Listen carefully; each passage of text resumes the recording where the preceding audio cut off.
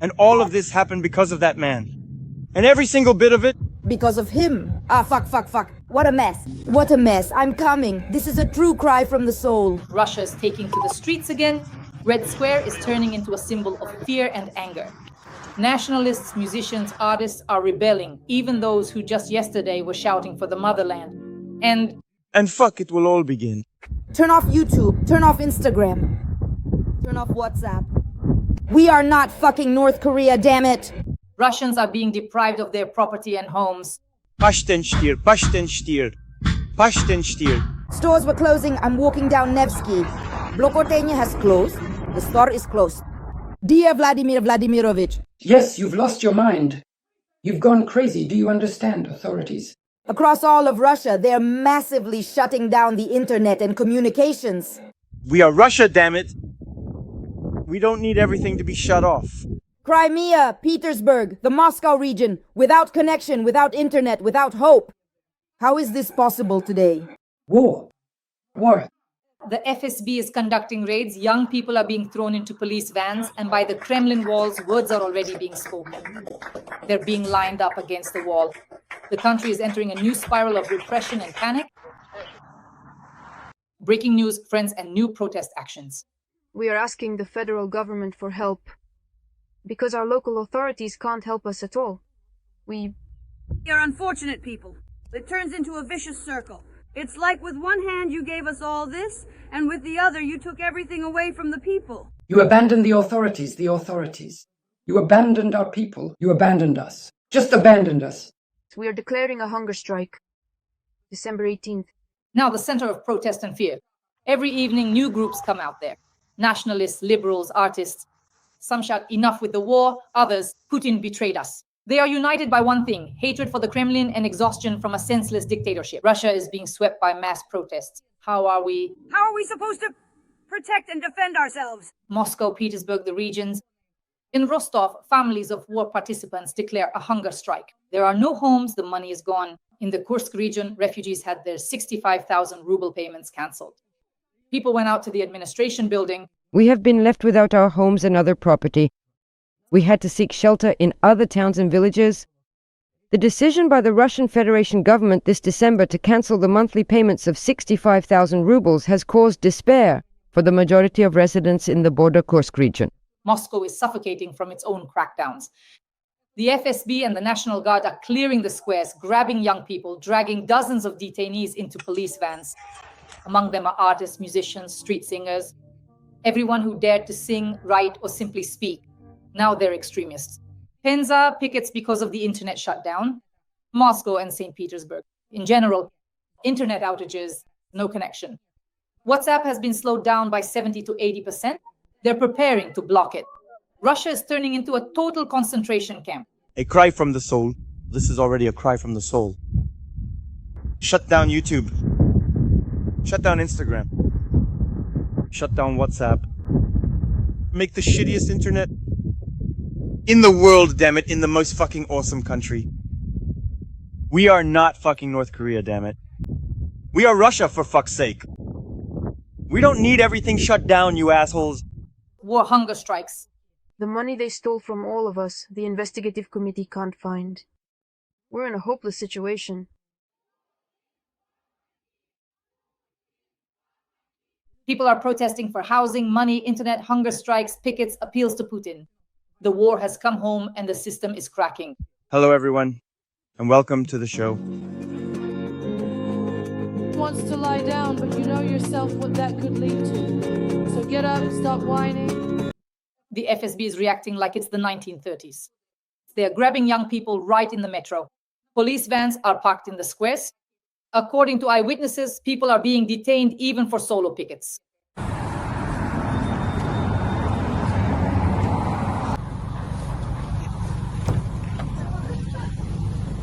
The police don't give any reasons, just say it's a special operation. In the Moscow suburb of Lyubertsy, nationalists are marching. More than 100 men in masks and jackets bearing the symbols of the Russian community walk through the streets, shouting slogans. In Lyubertsy, hundreds of nationalists are marching. Masks, torches, songs about Great Russia. The police pretend not to see, but this isn't a patrol, it's a new wave of Russian chauvinism. These are the same athletic guys who started the gangs of the 90s.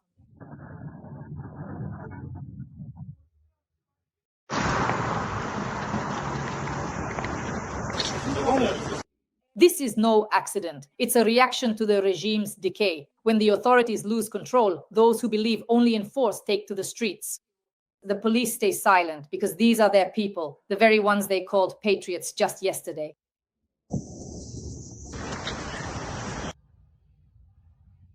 Putin, help! Putin. Help! A week ago, officials tried to hide behind the participants of the special military operation. They announced that the church would be built in their honor. Most residents consider this an unacceptable manipulation. The migrant protests in the Moscow region and Moscow haven't even died down yet. And now, as nationalists have already declared their own new uprising, there are migrant riots against Muscovites.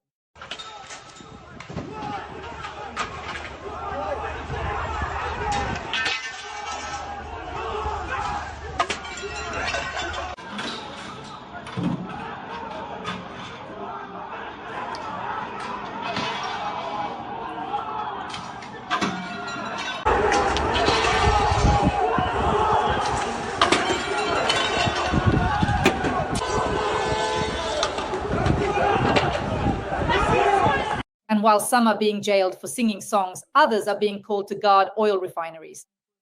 In connection with the emerging threat of the Ukrainian armed forces using long-range unmanned aerial vehicles, there is now a risk of strikes on critical aviation facilities and other residential areas in the Tyumen region. Reservists are being lured into these jobs, 30 to 50,000 rubles for the risk of dying in the next explosion. This isn't an army, it's a meat grinder. The regime is literally holding the country together with fear and hopelessness. In order to increase the level of protection for important aviation facilities, a decision has been made to employ the most well-prepared citizens, those with a patriotic mindset, to defend these sites. A reservist is considered to be a citizen who is in the reserve and has signed a contract with the Ministry of Defense, who is medically fit and between the ages of 18 and 50. The main difference between a reservist and a serviceman, according to the contract, it is understood that he combines his regular employment with being in the reserve.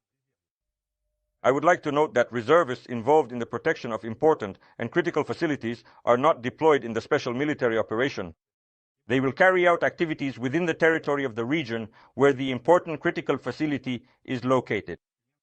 In our case, this is the Tyumen region. I would like to note that the period of being in this reserve is 60 days. A mandatory requirement is that reservists must undergo compulsory training lasting 14 days. Under the guidance of experienced specialists and instructors, on the grounds of the Tyumen Engineering School. And against the backdrop of this madness, Ilya Medvedev's words about the death penalty are sometimes useful. The phrase, as if it had come straight from his father's mouth, has simply become a meme. But Russians are in no mood to laugh. Firing squads.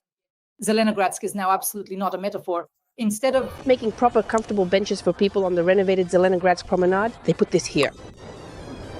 What is this even for, and how is one supposed to use it? I've heard that these benches are called firing squad walls. It's unclear what the city administration was thinking when they designed this. But clearly it wasn't about making things comfortable and convenient for people. And what do you think about these standing benches? Will they ever make proper ones, or will they just leave this? People see in them a reflection of the future, where not even songs remain. Today, Russia stands between a song and a police van, between the square and the wall. And even if the Kremlin once again declares that everything is under control, that it's all over, control, lost, and now fear is on both sides of the barricades. Here, people have gathered who are united by a single problem and a single misfortune, who acquired the land honestly, and now it is being taken away from us. We are asking for help from the federal government, since our local authorities can't help us in any way. There is no structure for this. A criminal case has been opened, but it isn't moving from a dead point. The money they stole from all of us, the investigative committee can't find. We are in a hopeless situation. There are a lot of us, 400 people. This is the Rostov region, the Republic of Crimea, Krasnodar Krai, Voronezh, Adygea. This is on a large scale. This is a lot of money. We are unfortunate people. It turns out to be a vicious circle. You gave us all this, but with the other hand, you took everything away from the people. They are not worth what you took from us. You took away my child's childhood. from one and from the other. She, mine, still cries into her pillow to this day. You took it away, you did, not us. We didn't abandon everything and run away from there. We didn't ask you for this. You abandoned authorities, you abandoned our people, you just abandoned them. We are unfortunate people. It turns out to be a vicious circle. It's like with one hand you gave all this, and with the other hand you took everything away from the people. Why didn't we stay in Sochi and defend our own homes ourselves? How should we interpret this? Shops were closing. I'm walking down Nevsky Prospect. The coffee shop is closed. The grocery store is closed. It is closed. The clothing store is closed. And the rental office is closed. Moscow, Saint Petersburg, Perm, other regions of Russia, police vans, the FSB, and other special services that monitor young people who sing anti-war and anti-Putin songs. And of course, the right-wing radical groups in the center of Moscow and the migrant riots. All of this indicates that the Kremlin is losing its power. Friends, please like this video, subscribe to my YouTube channel, Darshi Sliva, and now take a look at the breakdown of top-notch Russian propaganda. I think that psychologically, it may be impossible for a woman, but the doctor-psychologist explains that this is a living life, and today, others are in need of this living life. I want to tell you that in our country, for a number of reasons, there are a lot of childless people lately, couples who cannot have children. And the waiting list for adopting small, healthy children is very long. And I think that maybe a different approach is needed here. Yes, agree with the woman that she cannot or does not want to keep this child, but this child could live in another family. Well, the scariest thing is that men, we kind of lose our minds, but women, they help people. Because if there is no man or a woman, she gets tossed around like a leaf in the wind. Because she is meant to be part of a man, you see. She was taken from him and should be joined to him. She cannot exist on her own, you understand? That's the point. That's why men are kind of foolish and scary. These foolish men raise single mothers, who themselves matured at some point. You see how frightening that is? That's how it is. That's why Christianity is becoming something sick and frightening nowadays, you know? And you wonder, what should we do? So, as long as things are normal, no one is allowed to enter this part. Roughly speaking, a squadron of 18 Poseidons would completely destroy the very concept of the US as a maritime civilization. Because in that case, all bases, all major port cities, and basically all infrastructure within a 30 to 40 kilometer zone would be wiped out. And just for a moment, that's where 75% of the US population lives. And moreover, I repeat, the Americans simply have nothing to counter these strikes with. Literally nothing. No aircraft carriers, no super secret personal US submarine, nothing can do anything about it. Because not a single torpedo is capable of catching up with our torpedo. They simply don't have those kinds of speeds. That is, unless there's a sudden accidental head-on collision, but that wouldn't really change much because a megaton warhead in that case would... A megaton? Well, no, I mean in the amount of a megaton. Continued? Yes, megatons. I said, Vladimir Vladimirovich, it will be more than what Sarmat has. You say, let's hit Kiev. Yes, that's a worm. That's a worm. Where did it even come from? And now let's... Why are you all going? Why am I going? Well, what am I getting at? Why am I going? Let me put it this way. Leave Kiev. It'll be easier. Leave Kiev. Listen, we'll leave there too soon because over there already. Giant. So just get up and walk out. Just like the guys in Belgorod are forced to do now. Am I supposed to feel sorry for the people of Kiev now? Not a chance. Zero life. Not a chance. That's it. No more Kiev. And there never will be again. Why? Because you cursed this city. You betrayed it. You betrayed its holy places. You desecrated them. You have no right to be there because you are demons who betrayed your own history and your own faith. Purifying water and fire. You yourself said this on our broadcast, referring to the predictions of clergymen. Let's assume the worst-case scenario. We are working under conditions of complete isolation. So what? Well, we'll just keep living under these conditions. No, we'll simply finally switch to other types of weapons. At last, we'll strike with full force. Finally, we'll stop playing around and just do it right here. At last, we'll simply wipe everything off the face of the earth and be done with it. Regarding weaponry, this is actually a very important matter, because if it's Oreshnik, which is what you're insisting on, that's really Paris, London, and all the rest. No, not Paris, London. It's Washington, D.C., Chicago, Seattle, and Los Angeles. We could just circle around Kiev a few times, you know. Not from us.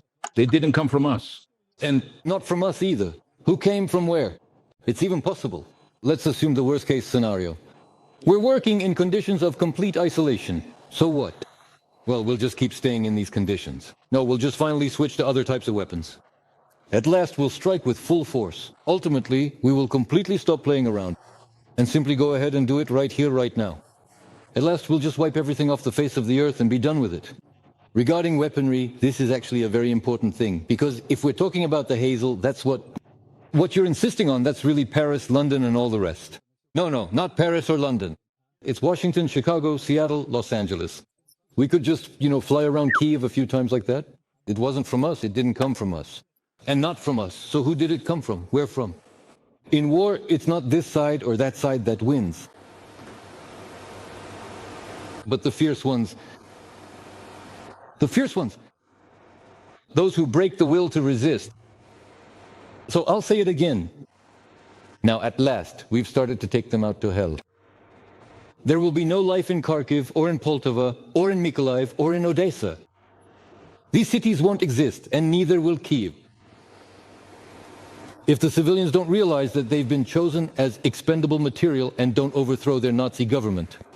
And if you don't have the strength, at least leave those cities. Understand that you're being used as a human shield. No strength to leave, sorry. Let me remind you of the fate of Sodom and Gomorrah.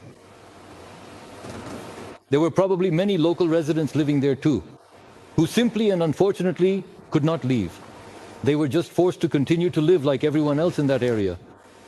These guys are with me in case anyone asks. In that place where soon at our choral call the horizon will shine, where we'll cast away the dawn's shadow, where we'll throw off our burdens again, like a load that's become all too convenient. Get up, for God's sake, I'm not leaving you here.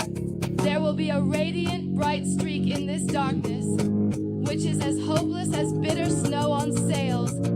All of you new ones emerging from the holes. Ah, they will rejoice, rising up to the heavens on a slip of dawn's light. For it is here that yes, I truly believe there will be a bright, shimmering streak in this snow that is desolate and hopeless, much like the eternal snow and the poles. Ah, yes. They will rejoice loudly to the highest heavens. On a golden slip of the early dawn's light, all true beauty depends.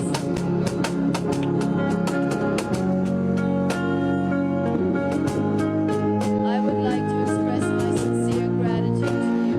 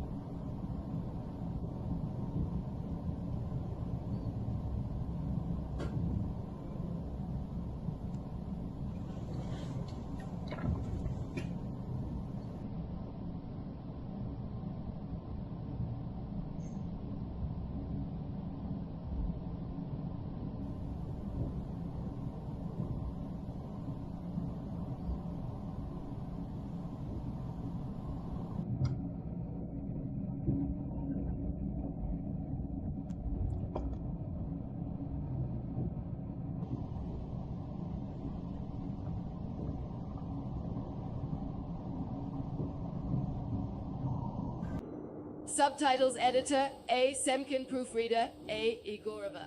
So are we really going to attack Europe or something? What kind of nonsense is that? Is there really going to be a war? No, I proceed from the assumption that this is impossible.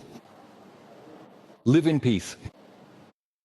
Is it realistically possible to successfully implement a process of militarization if you only maintain control over a specific portion of the territory? of Ukraine. And on the other side, it turns out that, well, I think that's impossible. So it turns out you have to take all of it. And to take all of it, I don't know how many years that would take, maybe decades or, well, a very long time, because no matter how fast our troops advance, in reality, that's not the case. Everything is happening quickly. But on the other hand, I don't hide it. I support our policy and our politics, our government's policy, and specifically Putin's. I'm even proud of him when he behaves in a way that you can only be proud of. But this question, it lingers. What will happen next? Well, it can't go on for 100 years. Denis Vladimirovich, thank you very much for the gifts. I promise to respond as well. I want to congratulate you. Happy upcoming New Year. All the best. Thank you very much.